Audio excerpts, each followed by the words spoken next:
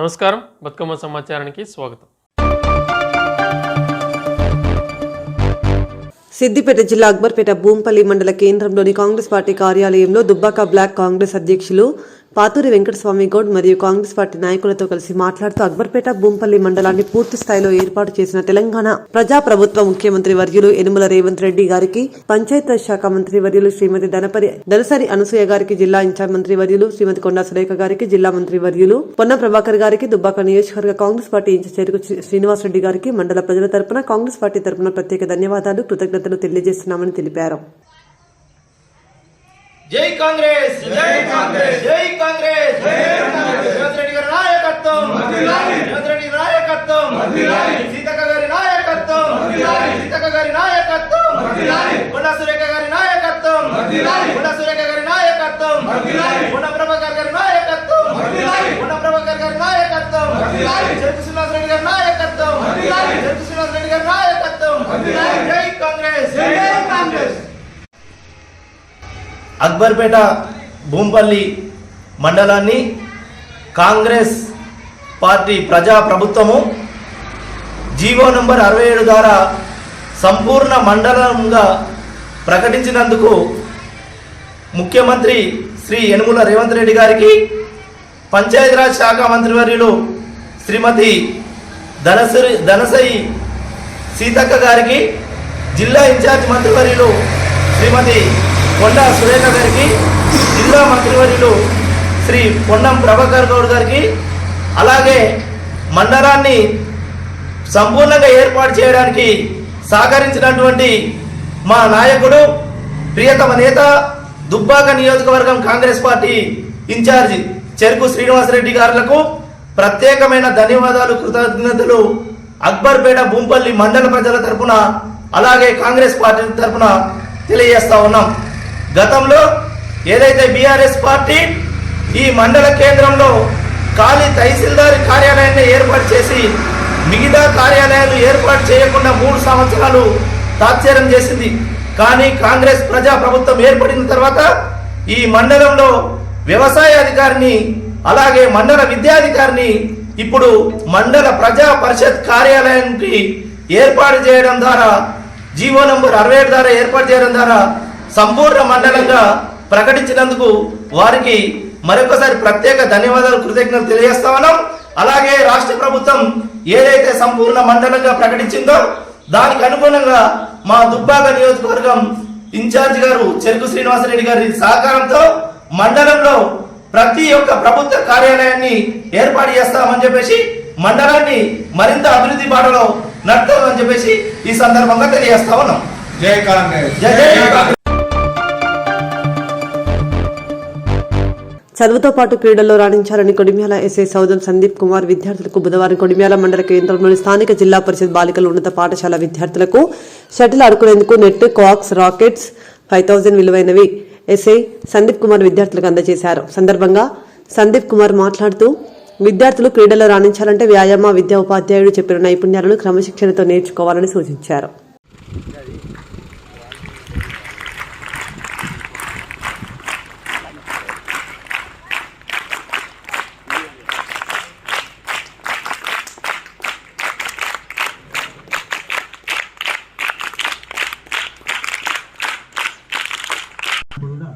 ఈ చిన్న badminton, rackets and equipment 5000 cost launch చేసి మనకు ఇవ్వడానికి కోసం, డిస్ట్రిబ్యూషన్ కోసం ఈ సభకు సభాధ్యక్షురాలుగా గౌరవనీయులు గెజిటెడ్ ప్రధాన ఉపాధ్యాయురాలు విజయేంద్ర మేడం గారిని ఆశీర్వాదాల్సిందిగా విజ్ఞప్తి చేస్తా ఉన్నాను. గౌరవనీయులు సీనియర్ ఉపాధ్యాయులు హమీదుల్లా ఖాన్ గారు వేదికపైకి వచ్చి ఆశీర్వాదాల్సిన ఈనాటి మన కర్త కర్మ క్రియ అయినటువంటి young dynamic sub inspector of police Kodimyal garu Sandeep గారిని వేదికపైకి వచ్చి ఆశీర్వాదాల్సిన విజ్ఞప్తిస్తూ గౌరవ ఉపాధ్యాయులు కూడా అందరూ సహకరించాల్సిందిగా కోరుతూ, ఇప్పుడు జస్ట్ సింపుల్ ఏంటి అని అంటే, మనకు డిస్ట్రిబ్యూషన్ సెషన్ ఉంటుంది, తర్వాత సార్ ఒక మెసేజ్ ఇస్తారు, తర్వాత అక్కడ కొద్దిసేపు ఆడడం జరుగుతుంది. అక్కడికి మాత్రము ఈ ఏదైతే టీ షర్ట్ ఉన్న వాళ్ళు మాత్రమే వస్తారు. క్లియర్ అయింది కదా? Okay, thank you.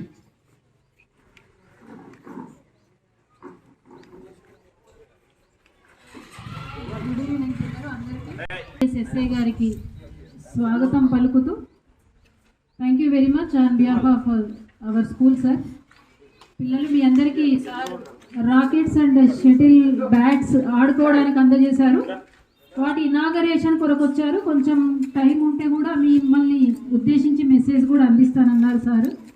సో సార్ని అక్కడికి ఓకే డిస్ట్రిబ్యూషన్ చేయవలసిందిగా కోరుతున్నాం.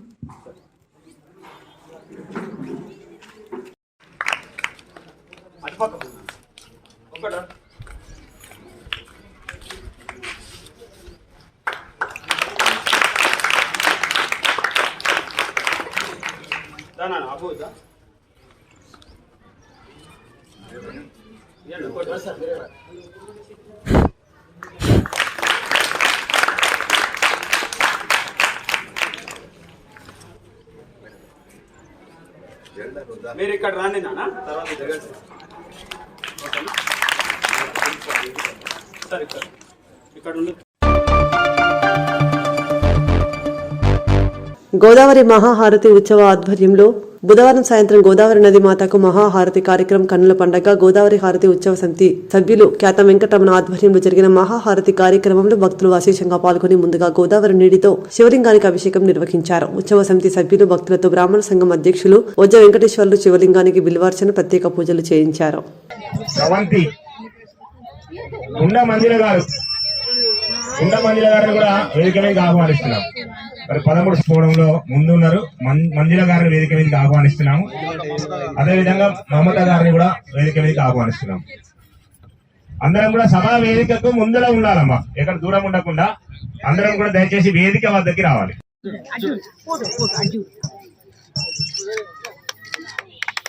అదేవిధంగా డాక్టర్ రమ్య చిరంజీవి దంపతులను మాతాకి, గంగా మాతాకి, గో మాతాకి, తులసి మాతాకి, బోలో భారత్ మాతాకి, గంగా మాతాకి, గో మాతాకి, బోలో భారత్ మాతాకి.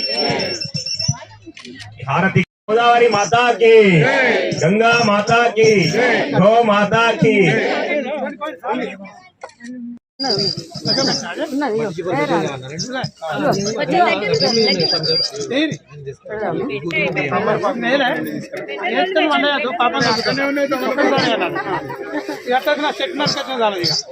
అమ్మా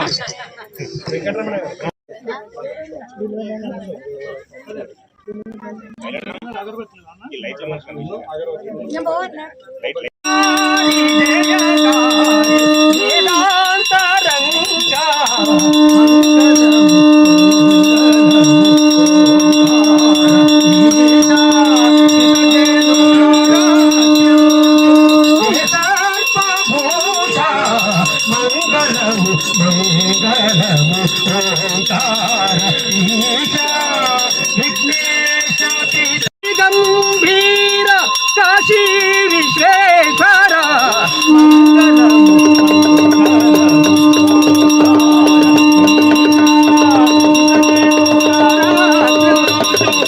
సర్వభూత మంగళము మంగళము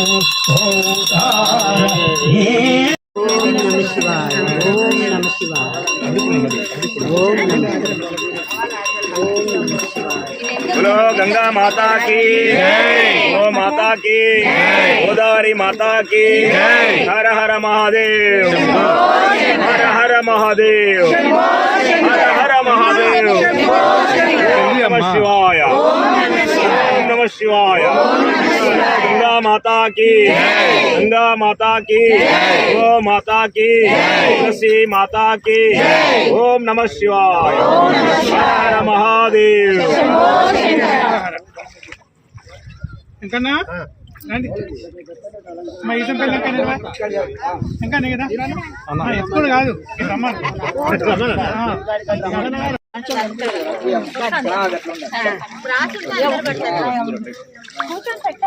ఓం నమ శివాయ, ఓం నమ శివాయ, ఓం నమ శివాయ, ఓం నమ శివాయ, ఓం నమ శివాయ, ఓం నమ శివాయ, ఓం నమ శివాయ, ఓం నమ శివాయ. సత్యం తిరుమ వేణగ నమ శివాయ, ఓం నమ శివాయ, ఓం నమ శివాయ, ఓం నమ శివాయ, ఓం నమ శివాయ. बोल गंगा माता की, बोल गोदावरी माता की, बोल गंगा माता की.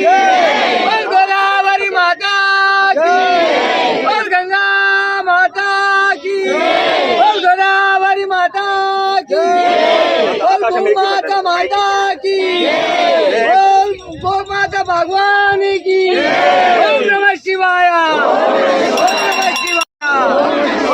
शिवाय ओम नमः शिवाय మంగళహారతి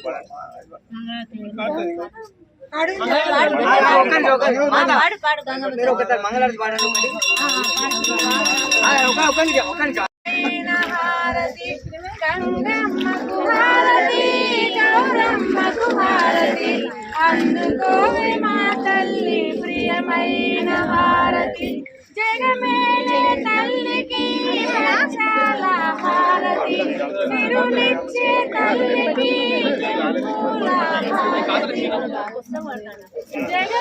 ఒక్క నిమిషం అనుషు డోంట్ టచ్ అనుషు జరుగు అనుషు ఇగో పట్టుకో అంకుల్ ఫోటో తీస్తే అనుషు డోంట్ టచ్ అరే జరగవారు అనుషు జరుగు బిడ్డ పెద్ద మాడ తిన్నది మొత్తం జరుగు నువ్వు అటుకో అన్నాడు అనుషు జరుగు అటు పో మొత్తం అందరం వస్తున్నాం ఓకేనా తిరుపతి అన్న ఓకే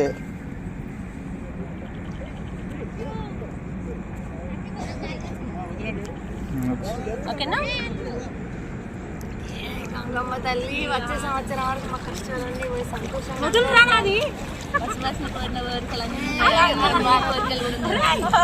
అందరి కోరికలు అక్కడ అంకుల్ వీడియో తీస్తున్నారు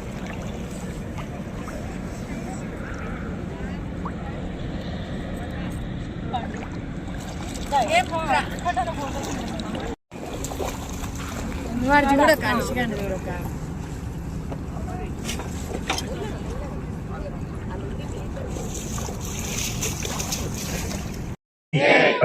భారత్ మాతా की భగవద్ బంధువులారా, గోదావరి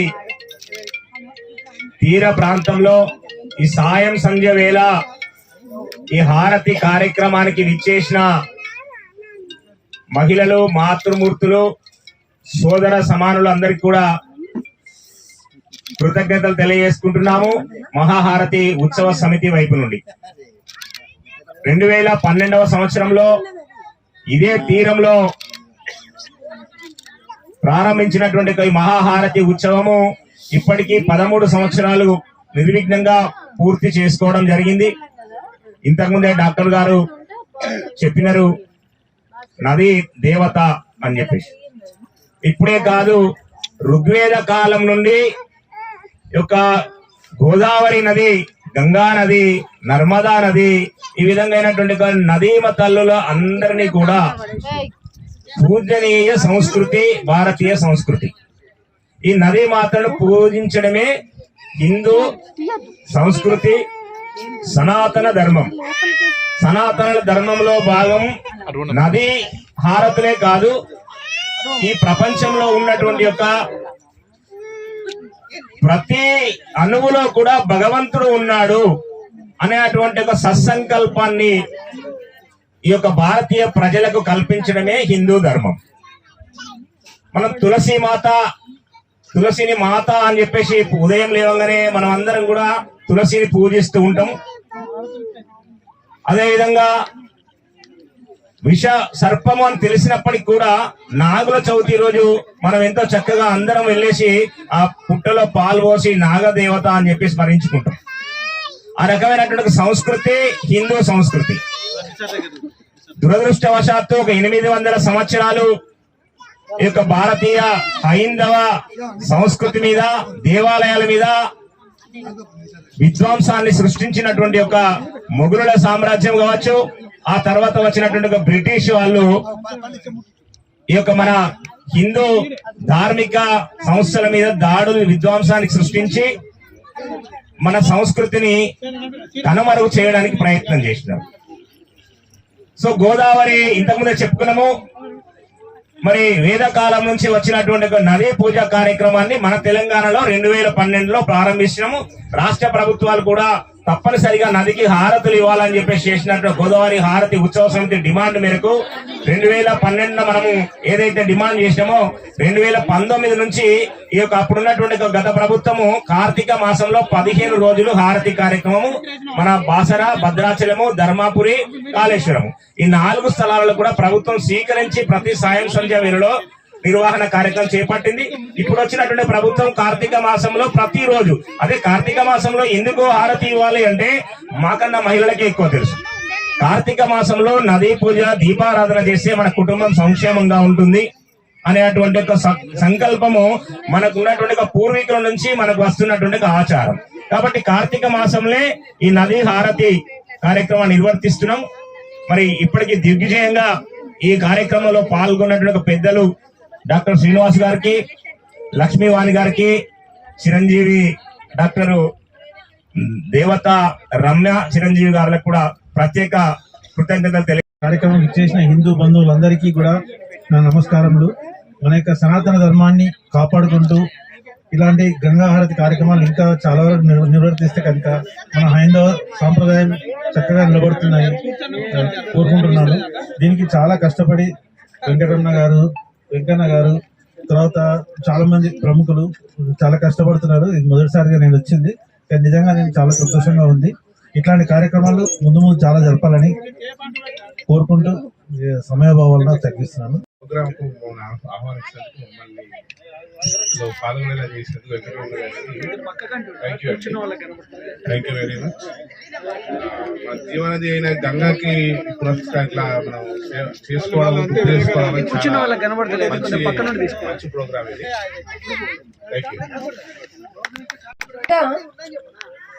మన ప్రపంచ దేశాలన్నింటికీ కూడా మన సాంప్రదాయం, మన సనాతన ధర్మం చాటి చెప్పింది ఏంటంటే పంచభూతాలని గౌరవించటం.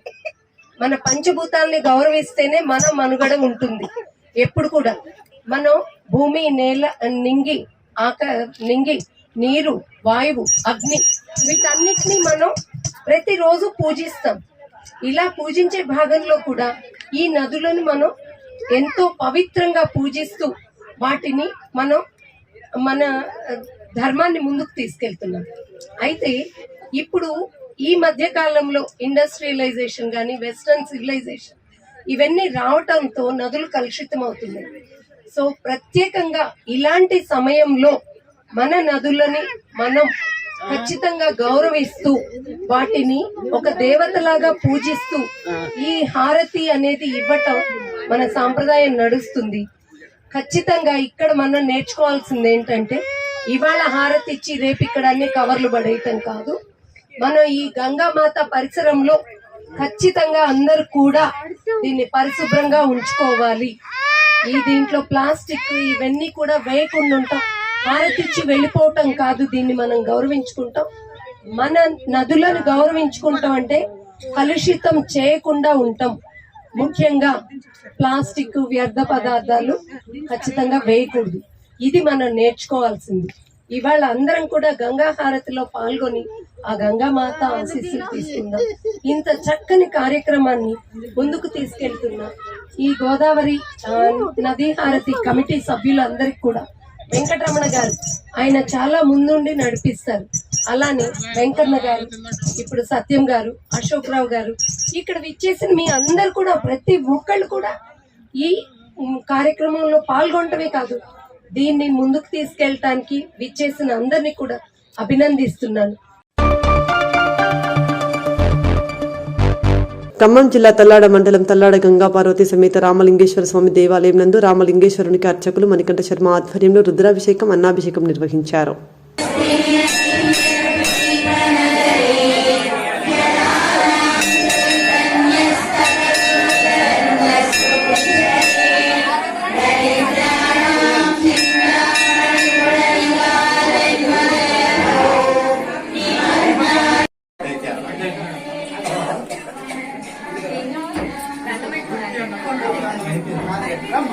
సేవ చేయడానికి వచ్చి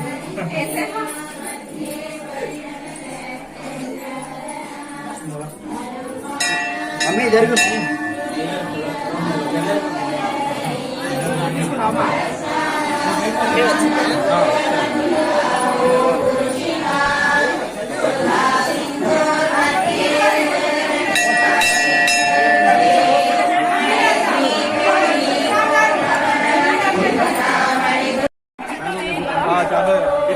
లేడీస్ గిటే ఫ్రెండ్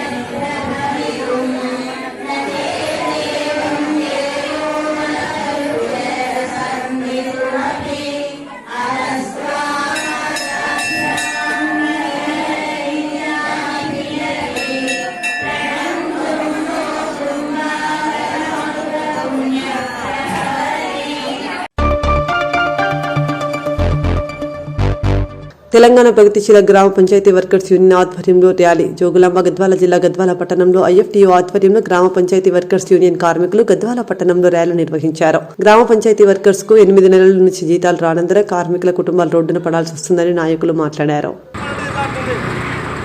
ఖచ్చితంగా ఏదో ఒక రోజు కాంగ్రెస్ పార్టీ కూడా గుర్తు చెప్పే సమయం ఖచ్చితంగా ఉంటుంది. ఈ కార్మికులను నోరు కొట్టడం అనేది సరైన పద్ధతి కాదు. మనము ఇక్కడ వచ్చిన గ్రామ పంచాయతీ వర్కర్లు అందరూ కూడా వాళ్ళ వ్యక్తిగత విషయాల కోసం రాలేదు. భాజపా గ్రామాలను అభివృద్ధి చేసినటువంటి వ్యక్తులు వాళ్ళంతా కూడా వాళ్ళ చేసే వర్కర్లు ఈరోజు ఊర్లో శుభ్రంగా ఉండమని చెప్పంటే మీ రాజకీయ నాయకులు చేసిన పుణ్యం కాదు. ఊర్లకు గ్రామ పంచాయతీ వర్కర్లు ఎంతో కృషి చేస్తేనే ఈరోజు పరిశుభ్రంగా ఉండే గ్రామ పంచాయతీలు కూడా అవార్డు రివార్డు అనేటివి మీరు కాంగ్రెస్ పార్టీ గెలిస్తేనో ఇంకో పార్టీ గెలిస్తేనో వచ్చినటువంటి కాదు. ఊర్లకి అనేది చాలా సిగ్గుసేటు. ఇది ఇక్కడ ఎక్కడేసినా గొంగడి అక్కడే ఉన్నట్లు ఏ ఎంపీడీఓకి వినతి పత్రం ఇచ్చినా గ్రామ పంచాయతీలు కూడా సిద్ధం కావాల్సిందిగా కోరుకుంటున్నాను. నాకు ఈ అవకాశం ఇచ్చేందుకు ధన్యవాదాలు. ఇప్పుడు టీఆర్ఎస్ పార్టీ వనపర్తి జిల్లా బీడీఎస్ పార్టీ జిల్లా యువ నాయకులు మరి ఈరోజు తెలంగాణ ప్రగతిశీల గ్రామ పంచాయతీ వర్కర్స్ యూనియన్ ఆధ్వర్యంలో నిరసన కార్యక్రమం నిర్వహిస్తున్న సందర్భంగా మరి టీఆర్ఎస్ పార్టీ తరఫు నుంచి సంపూర్ణ మద్దతు తెలియజేయడం జరుగుతుంది. మరి గత 10 నెలలుగా అంటే ప్రభుత్వ ఉద్యోగస్తులు ఎవరైనా సరే ఒక్కరోజు జీతం ఆగిపోతేనే వాళ్ళు తలడిల్లిపోయి రోడ్ల మీద రాత్రి రోజులు అవన్నీ చేసుకుంటూ వాళ్ళు బయటికి రోడ్ల మీదకి వస్తున్నారు.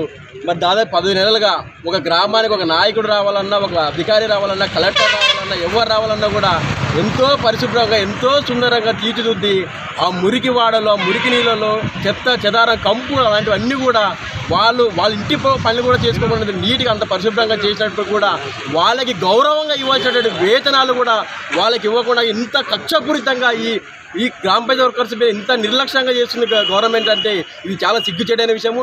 తక్షణమే తెలంగాణ ప్రతి గ్రామంలో పనిచేసేటువంటి తెలంగాణలో ఉన్నటువంటి గ్రామ పంచాయతీ వర్కర్లో పనిచేసే వర్కర్స్ అందరూ కూడా వెంటనే వాళ్ళని ప్రభుత్వ ఉద్యోగులను గుర్తించి వాళ్ళకి ఈఎస్ఐ పిఎఫ్ఐ కల్పించి అందులో వయస్సు పరిమితి మించితే కన్నా వాళ్ళ ప్రభుత్వంలో వాళ్ళ ఇంట్లో వాళ్ళని కూడా ఒకరు తీసుకొని మరి రిక్రూట్మెంట్ చేయాల్సిగా కోరుతూ, అదేవిధంగా మరి గ్రామ పంచాయతీ వర్కర్స్ వాళ్ళు ఎవరు ఏ కార్యక్రమం తీసుకున్నా బీఆర్ఎస్ పార్టీ నుంచి మేము సంపూర్ణ మద్దతు తెలియజేస్తామని చెప్పేసి భారత కార్మిక సంఘం ఐఎఫ్టీ ఆధ్వర్యంలో గద్వాల్ జిల్లా కమిటీ ఆధ్వర్యంలో గ్రామ పంచాయతీ వర్కర్లు పెండింగ్లో ఉన్న వేతనాలు వెంటనే చెల్లించాలని ఆనాడు కేసీఆర్ ప్రభుత్వం కావచ్చు, ఈరోజు రేవంత్ రెడ్డి ప్రభుత్వం కావచ్చు, గ్రామాలకు పట్టుకొమ్మలు గ్రామ పంచాయతీ వర్కర్స్లే అని చెప్పి వాళ్ళు మాట్లాడినరు.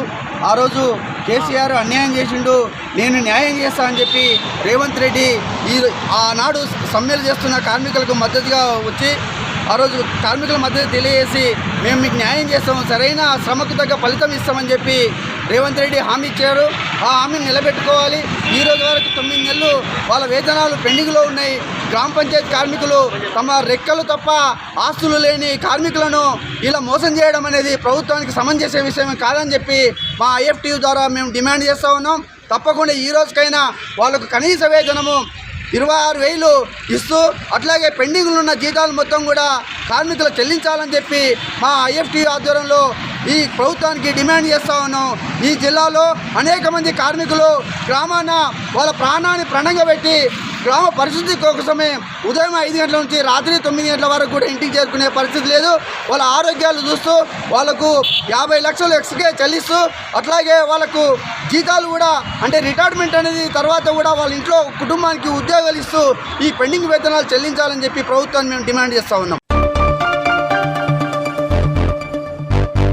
సింగరేణిలో రాజకీయ జోక్యంతో సంస్థ మనుగడ ప్రశ్నార్థకంగా మారిందని టీఎన్టీయూసీ నాయకులు పెద్దపల్లి సత్యనారాయణ అన్నారు. గోదావరికని ప్రెస్ క్లబ్లో గురువారం ఏర్పాటు చేసిన విలేకరుల సమావేశంలో టీడీపీ నాయకులు కోటగిరి పాపయ్యతో కలిసి సత్యనారాయణ మాట్లాడుతూ సింగరేణి సంస్థలు ఈ విధానం ఇలాగే కొనసాగితే సంస్థ మళ్లీ బీఐఎఫ్ఆర్లోకి వెళ్లే ప్రమాదం ఉందని తెలిపారు.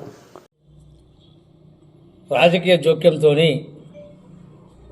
కంపెనీ మనుగడే ప్రశ్నార్థకంగా మారింది.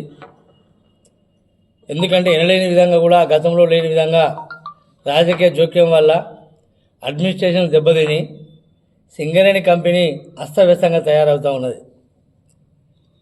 ఈ విధంగా ఇలాగే కొనసాగినట్లయితే రాబోయే 5 నుంచి 10 సంవత్సరాల్లో సింగరేణి మళ్ళీ బీఎఫ్ఆర్ పోయే ప్రమాదం ఉన్నది. ఎందుకంటే గతంలో చేసిన ముఖ్యమంత్రి ఎవ్వరు కూడా రాజకీయ జోక్యం సింగరేణిలో కల్పించలేదు. కేవలం కేసీఆర్ గారు ఈ ఎమ్మెల్యేలందరూ పోయి మొరబెట్టుకుంటే మేము కూడా కార్మికుల ఓటర్తో గెలిచిన వాళ్ళు మమ్మల్ని దేనికి గౌరవిస్తలేరంటే సరే ఎక్కడైనా శంకుస్థాపనలో ప్రారంభోత్సవాలకు ఎమ్మెల్యేలను ఎంపీలను పిలవండి అని చెప్పి కేసీఆర్ చెప్తే దాన్ని వీళ్ళు ఆసరా తీసుకొని పూర్తి అడ్మినిస్ట్రేషన్ స్థాయిలో కూడా వీళ్ళు జోక్యం చేసుకొని దానివల్ల ఇలా ఎట్లా అయిపోయిందంటే గెలిచిన యూనియన్లకు విలువ లేదు, ఆఫీసర్లకు విలువ లేదు, కేవలం రాజకీయ నాయకులు చెప్పిన దానికే పనిచేయాలనే విధానానికి అలా సింగరేణి కంపెనీ వచ్చింది. ఆ విధానం కనుక అట్నే కొనసాగితే అడ్మినిస్ట్రేషన్లో చాలా వరకు కూడా ఇబ్బందులు అవుతూ ఉన్నాయి. మరి రాజకీయ జోక్యం వల్ల చాలామంది కార్మికులు సీనియర్ కార్మికులు కూడా మనస్తాపానికి గురి అవుతూ ఉన్నారు.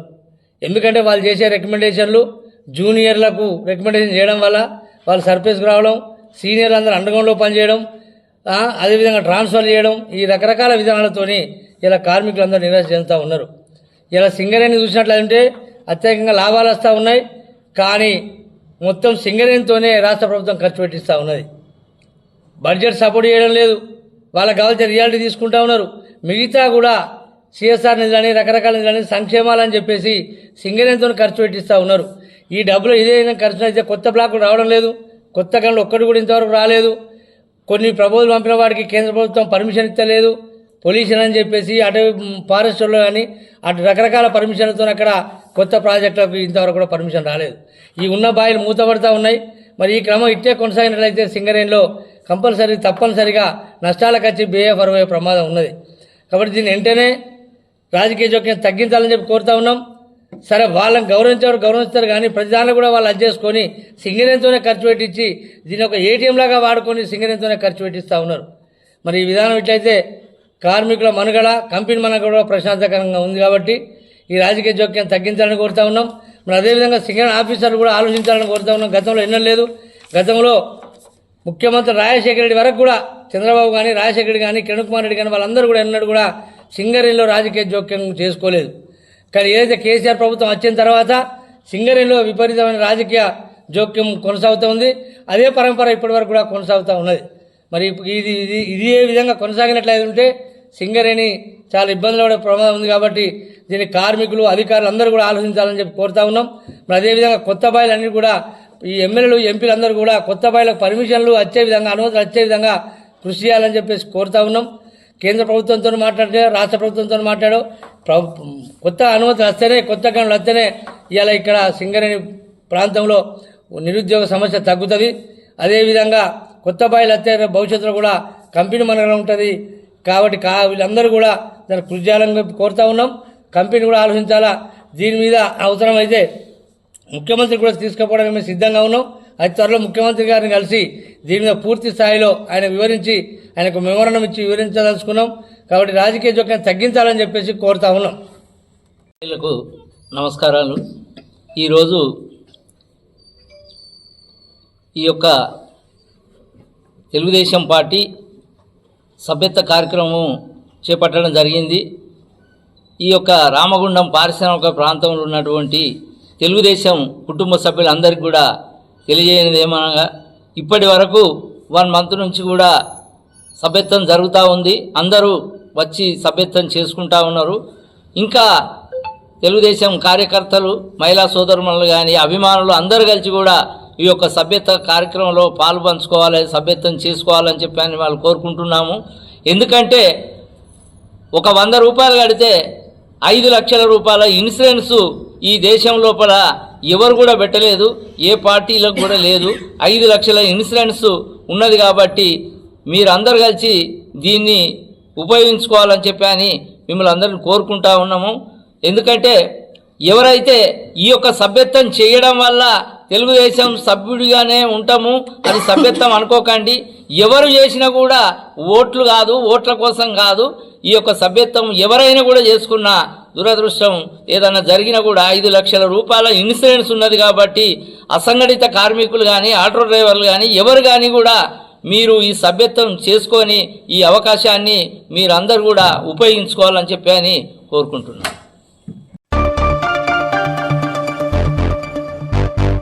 ఆత్మరక్షణతో పాటు శారీరక దారుఢ్యం, మానసిక దృఢత్వం కోసం కరాటే ఉపయుక్తంగా ఉంటుందని రామగుండం సిపిఎం శ్రీనివాస్ అన్నారు. 9వ జాతీయ martial art championship kung fu karate పోటీలు హన్మకొండ కాజీపేటలో Kazan sports karate kung fu martial ఆధ్వర్యంలో ఆదివారం నిర్వహించారు. పోటీలలో గోదావరికనితో పాటు తమిళనాడు, ఆంధ్రప్రదేశ్, కర్ణాటక నుండి కరాటే విద్యార్థులు పాల్గొన్నారు. గోదావరికని గాంధీనగర్లోని MDHWS బాలల సంరక్షణ సంస్థ పిల్లలు, గోదావరికనిలోని వివిధ స్కూళ్లకు చెందిన విద్యార్థులు వరంగల్లో జరిగిన జాతీయ స్థాయి ఓఎన్ చుంగ్ కుంగ్ ఫు కరాటే పోటీలో ప్రతిభ కనబరిచారు. రామగుండం పారిశ్రామిక ప్రాంతం నుండి Huan Chung kung fu martial arts grand master M Rajesham ఆధ్వర్యంలో 10 మంది విద్యార్థులు పాల్గొన్నారు.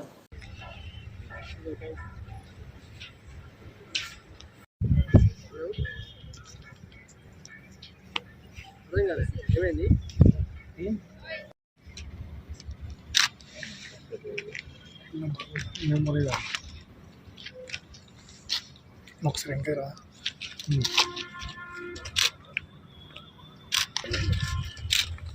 Very good. Next kesari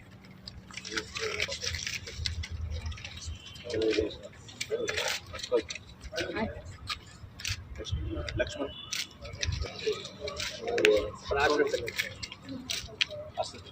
Ram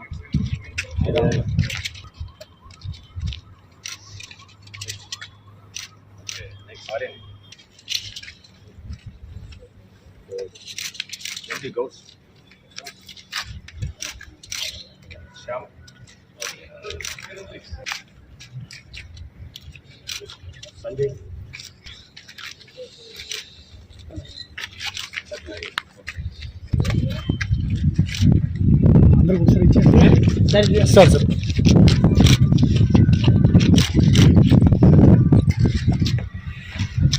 okay thank you.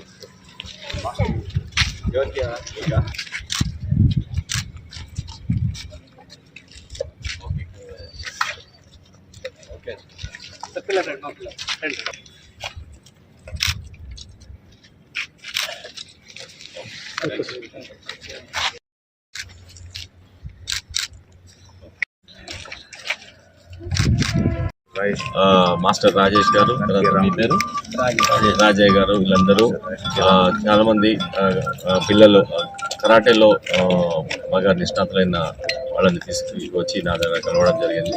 వీళ్ళు కొంతమంది దీంట్లో అనాథాశ్రమం నుంచి కూడా ఉన్నారు. వీళ్ళు దీంట్లో కరాటేలో ప్రాక్టీస్ చేసి మెడల్స్ తర్వాత ఈ అవార్డ్స్ సంపాదించారు. వాళ్ళందరికీ అభినందనలు తెలియజేస్తారు.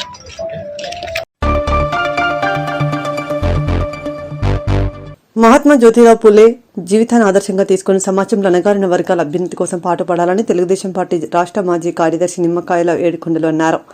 మహాత్మా జ్యోతిరావు పులే 134వ వర్ధంతిని పురస్కరించుకుని గురువారం రామగుండం నియోజకవర్గం తెలుగుదేశం పార్టీ పక్షాన రాజస్టాకి సమీపంలోని జ్యోతిరావు పులే విగ్రహానికి పూలమాల వేసి ఘనంగా నివాళి అర్పించారు.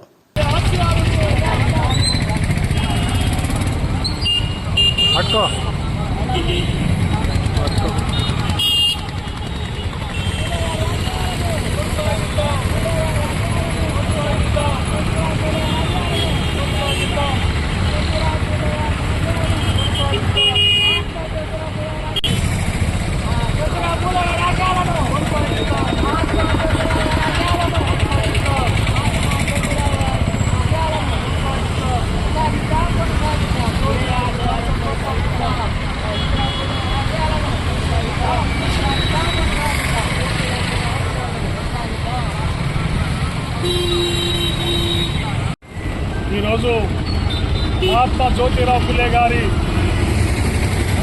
134వ వర్ధంతిని పురస్కరించుకొని ఈరోజు బీసీ నాయకుడు మహాత్మా జ్యోతిరావు పులే గారు, అదేవిధంగా డాక్టర్ బిఆర్ అంబేద్కర్ గారి యొక్క గురువు అయినటువంటి జ్యోతిరావు పులే గారు, వారు బడుగు బలహీన వర్గాలకు ఎంతో కృషి చేసినటువంటి మహానుభావుడు.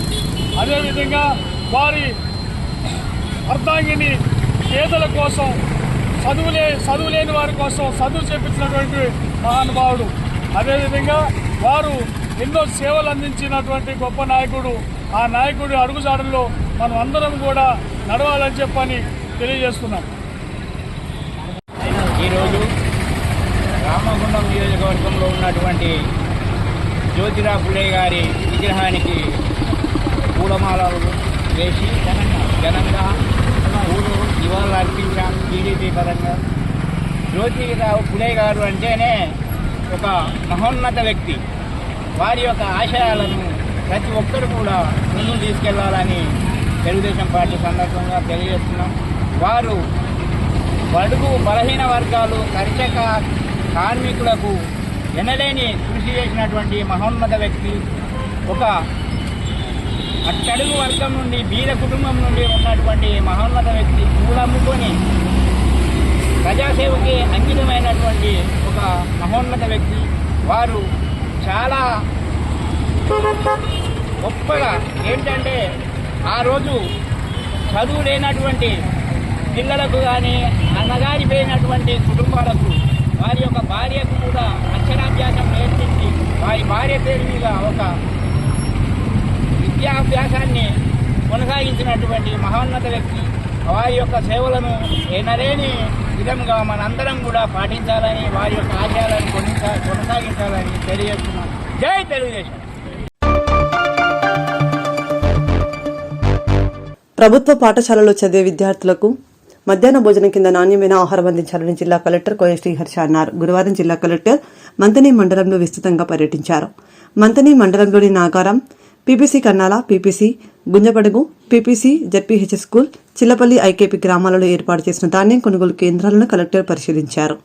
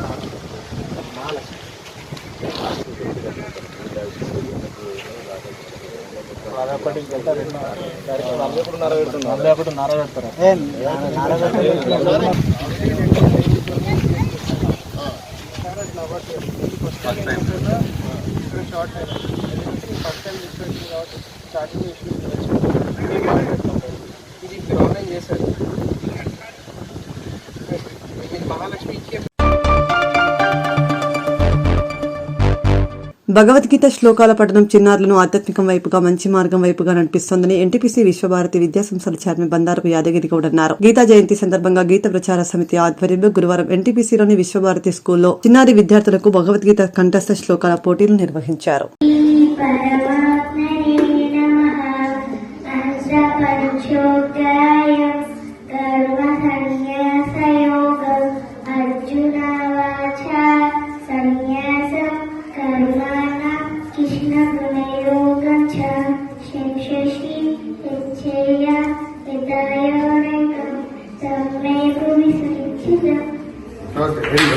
अथ पंचमोऽध्यायः कर्मसन्न्यासयोगः।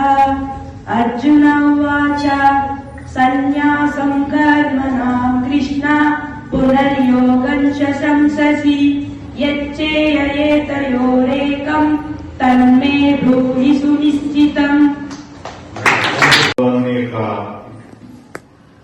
బోధించినటువంటి గీతా ప్రబోధాన్ని అందరికీ తెలియజేసే ఉద్దేశంతో భగవద్గీత కాంపిటీషన్స్ ని అన్ని ప్రాంతాల్లో నిర్వహిస్తూ ఈరోజు విశ్వభారతి హై స్కూల్లో మండల లెవెల్ కాంపిటీషన్స్ ఏర్పడినటువంటి విశ్వ హిందూ పరిషత్ ప్రతినిధులైనటువంటి రాములు గారికి, సత్యనారాయణ గారికి మరియు లక్ష్మణ్ గారికి గీతా జయంతి గీతా ప్రచార సమితి అనుగుణంగా వారికి మరియు స్వామి సార్ గారికి ప్రత్యేక ధన్యవాదాలు తెలియజేస్తూ మరియు వివిధ పాఠశాలల నుంచి Krishnaveni convent school, Sai Vidyalaya, Vishwabharati high school, saint Joseph high school and Navodaya high school నుంచి పార్టిసిపేట్ అయినటువంటి విద్యార్థులకు వారి ఉపాధ్యాయులకు కూడా ఈ కార్యక్రమ శుభాకాంక్షలు, శుభాభినందనలు. ముఖ్యంగా ఇది ఇక్కడికి చేరుకున్నటువంటి విద్యార్థులందరికీ కూడా నేను అభినందనలు, కంగ్రాచులేషన్ తెలియజేస్తా ఉన్నా. మీ క్లాసులో దాదాపుగా 30 to 40 మెంబర్స్ విద్యార్థులు ఉంటే మీరు ఒక్కరో ఇద్దరు సెలెక్ట్ అయ్యారంటే మీలో ప్రతిభ ఉన్న కారణంగానే మీకు ఇక్కడికి వచ్చారు. కాబట్టి మీరు మెరుగైన విద్యార్థులుగా భావిస్తూ ఈ గీతా ప్రచార మండలంలో కాంపిటీషన్ పాల్గొన్నారు. మీరు అదొక మంచి అవకాశం. ఈ కాంపిటీషన్ అనుకున్నప్పుడే మనందరికీ కూడా తెలుసు, అందరూ ఏ ఆటలో అయినా ఏ కాంపిటీషన్ అందరూ గెలవడానికి అవకాశం ఉండదు. కొద్ది మంది మాత్రమే గెలిచే అవకాశం ఉంటుంది. కాంపిటీషన్ లో పాల్గొనడమే మనం ఒక అదృష్టంగా, లక్కీ ఛాన్స్ గా, మన ప్రతిభకు గుర్తింపుగా భావించాల్సిన అవసరం ఉంది. కాబట్టి ఇప్పుడు చెప్పబోయే అనౌన్స్మెంట్ లో కొద్ది మంది పేర్లే ఉండే అవకాశం ఉంటుంది, అందరి పేర్లు అవకాశం ఉండే అవకాశం ఉండదు. ఎవరైతే మెరుగైన విధంగా చెప్పారో దానికి వారి నేమ్స్ రేపు జిల్లా కమిటీకి, జిల్లా స్థాయి పోటీలకు అనుమతి లభించబోయే అవకాశం ఉంది. కాబట్టి దానికి ఎవరు డిసప్పాయింట్ కావద్దని తెలియజేస్తూ గీతా శ్రీకృష్ణ భగవానుడు నోటి నుంచి వెలువడినటువంటి గీతా సారాన్ని, గీతా శ్లోకాలను మీ నోటి నుండి వెలువడం అనేది ఒక అదృష్టంగా అది మీరు భావించవలసిన అవసరం ఉన్నది. ముఖ్యంగా మన యొక్క సంస్కృతి సాంప్రదాయాలని ఈ యొక్క గీత సందర్భాన్ని కాకుండా ఎన్నో పూర్వీకుల నుంచి, మన ఆచార సాంప్రదాయాల నుంచి, మన దేశ సాంప్రదాయాల నుంచి కూడా మనం అప్పుడప్పుడు నేర్చుకుంటూ ఉండాలి. ఈ రోజుల్లో ముఖ్యంగా మన టెక్స్ట్ బుక్స్ మీదనే కాన్సన్ట్రేట్ చేస్తూ మిగతా ఇతర ఏ యాక్టివిటీ విషయంలో కూడా ఎక్కువ కాన్సన్ట్రేట్ చేయడం లేదు. తల్లిదండ్రులు కూడా మా పిల్లవాడికి మంచి ఫస్ట్ క్లాస్ మార్కులు వస్తే ఏది లేకున్నా పర్వాలేదు అనే విధంగా ఉంటున్నారు ఈ రోజుల్లో. అలా కాకుండా పిల్లలకు యావరేజ్ మార్కులు వచ్చినా కూడా మిగతా యాక్టివిటీస్ లో కూడా సమాంతరమైన నాలెడ్జ్ ఉన్నట్లయితేనే రేపు సొసైటీలో బెస్ట్ మనిషిగా బెస్ట్ వ్యక్తిగా ఉండడానికి అవకాశం ఉంటుంది. కాబట్టి ముఖ్యంగా టీచర్స్ మనమే పిల్లల్ని ఆ దిశగా ఆలోచన చేయాల్సిన అవసరం ఉంది. తల్లిదండ్రులకు కూడా ఆ విషయాన్ని తెలియజేయాలి. పోయినసారి ఫస్ట్ ర్యాంక్ వచ్చి ఈసారి ఫస్ట్ ర్యాంక్ రాకపోతే క్లాస్ లో 40 మంది ఉంటే ఒక్కరికి ఫస్ట్ ర్యాంక్ వస్తుంది, అందరికి రాదు. అందరికి వస్తుందా? ఎంతమందికి వస్తుంది ఫస్ట్ ర్యాంక్ అంటే? Only 1 member will get. But that parents also, that some students also feeling మళ్ళీ నాకు రాలేదు, వాళ్ళకే వచ్చిందని బాధపడే రోజులు ఉన్నాయి. ఒక్కరికే వచ్చితే మిగతా 39 మంది లెవెల్ కాదు, చదువు రాదు అనుకోవాల్సిన అవసరం లేదు. కాబట్టి మనం మెరుగైన విధంగా నేర్చుకున్నట్లయితే సరిపోతుంది. కానీ చదువుతో పాటుగా మిగతా యాక్టివిటీస్ విషయంలో కూడా మనం శ్రద్ధ చేయాల్సిన అవసరం ఉన్నది. అదేవిధంగా గీత నేర్చుకోవడంతో పాటుగా భగవంతుని యొక్క నామస్మరణ చేయడము, భగవంతుని యొక్క ఆలోచన విధానం చేయడం కూడా మనం అందులో భాగంగా పెట్టుకోవాలి. ఏ మత వాళ్ళైనా కూడా వారి యొక్క సాంప్రదాయాన్ని గౌరవిస్తారు. మనం కూడా మన మతాన్ని గౌరవిస్తూ మన ప్రచారం మనం దాన్ని నమ్మి ఇంకొకరికి చెప్పవలసిన అవసరం అయితే ఉందని తెలియజేస్తూ ఈ సందర్భంగా విశ్వభారతిలో ఏర్పాటు చేసినందుకు గీతా ప్రచార సమితి ప్రతినిధులందరికీ కూడా నా ప్రత్యేక ధన్యవాదాలు చేస్తున్నాను. ధన్యవాదాలు తెలియజేస్తూ, అలాగే ఈరోజు ఈ కార్యక్రమంలో ఇంతమంది విద్యార్థులు పాల్గొనే చాలా అభినందనీయం. కాకపోతే ఈరోజు విశ్వ హిందూ గీతా ప్రచార సమితి ఆధ్వర్యంలో జరిగే ఈ కార్యక్రమానికి విచ్చేసిన తుమ్మల మహేష్ గారు, మరి అన్ని Yadagiri Vishwabharati high school correspondent గారు, అలాగే కాసం సుబ్రహ్మణ్యం గారు, అలాగే తెలుగు లక్ష్మయ్య గారు న్యాయ నిర్ణయంగా వివరించారు. మరి ఇది మనం విద్యార్థి దశలోనే ఈ కార్యక్రమాన్ని తీసుకపోతే విద్యార్థులు మంచి మార్గంలో నడవడం కోసం ప్రయత్నం జరుగుతుందనే ఉద్దేశంతో మేము గత 20 సంవత్సరాల నుంచి ఈ కార్యక్రమం నిర్వహిస్తా ఉన్నాం. ప్రధానంగా కరోనా నుంచి 2-3 సంవత్సరాలు ఇష్టమైంది. దీనికి తోడు హై స్కూల్ యాజమాన్యాలు కానివ్వండి, ఆచార్యులు కానివ్వండి, విద్యార్థులు ఇవాళ విద్యార్థులకి అసలు ఏమి ఇస్తుందో మన తరం, మనకంటే ముందు తరం ఎట్లా ఉంది, ఈ తరం ఎట్లా ఉంది, రాబోయే తరం ఎట్లా ఉంది, ఇప్పుడు ఈ విద్యార్థి దశలో ఉన్న వాళ్ళ తరం ఎట్లా, వాళ్ళకి ఏమి ఇవ్వబోతున్నాం మనం అనేది ఒకసారి అందరూ పెద్దలు ఆలోచించి మరి విద్యార్థులకు మన హిందూ ధర్మాన్ని, సంస్కారాన్ని, సాంప్రదాయాన్ని, మన సంస్కృతిని వాళ్ళకి అందించడం కోసం మేము ప్రయత్నం చేస్తాము. అందులో భాగంగా హై స్కూళ్లలో గురువుల కంటే ఎక్కువ తల్లిదండ్రులకి మనం కొంతవరకు ఎడ్యుకేట్ చేయాల్సిన అవసరం ఎంతైనా ఉంది.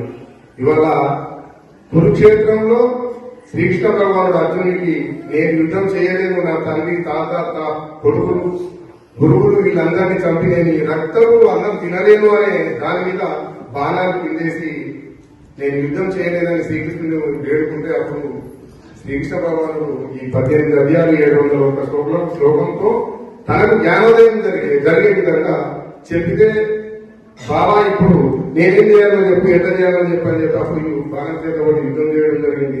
ధర్మాన్ని రక్షించడం కోసమే శ్రీకృష్ణ పరమాత్మ మరి అర్జునుడికి జ్ఞానోదయం చేసి ఆ యుద్ధంలో ధర్మాన్ని గెలిపించడం జరిగింది శ్రీకృష్ణ భగవానుడు. అలా తన జీవితంలో ప్రతి విషయంలో ఏదో ఒక నిగుడార్థంతోనే ఉంది శ్రీకృష్ణుడి ఒక అవతారం.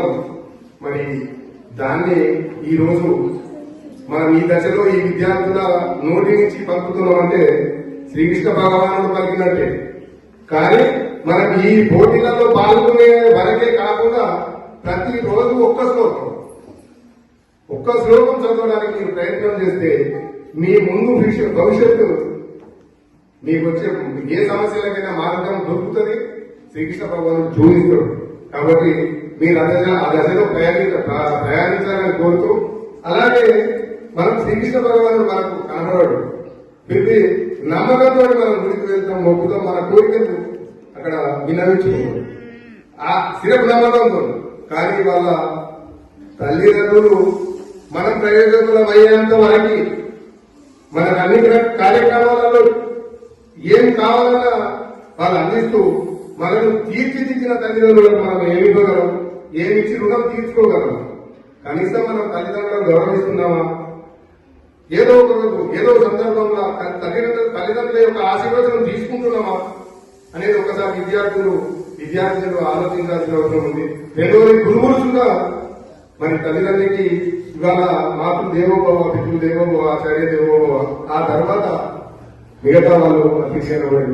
కానీ ముందు దేవుడి కంటే ముందు తల్లిదండ్రులకు మనకు సరైన వసతి కల్పించడమా, గౌరవం ఇవ్వడమా, తల్లిదండ్రుల యొక్క ఆశీర్వచనం తీసుకోవడమా. ఇవాళ శ్రీకృష్ణ భగవానుడు ఎక్కడుంది? ఏ ద్వారక యుగంలో ఉన్న శ్రీకృష్ణ భగవానుడి గురించి దేవుడిని నమ్మి మనం రకరకాల కోరికలు చెప్తూ ఉంటున్నాం.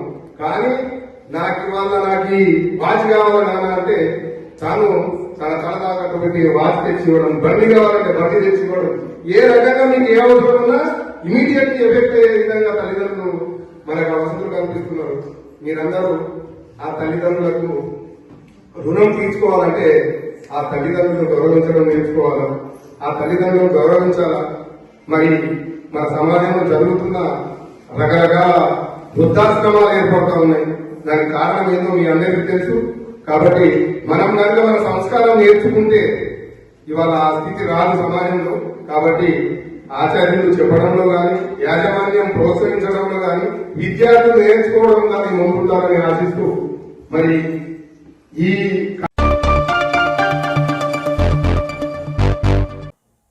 ఇంతటితో వార్తలు సమాప్తం. నమస్కారం.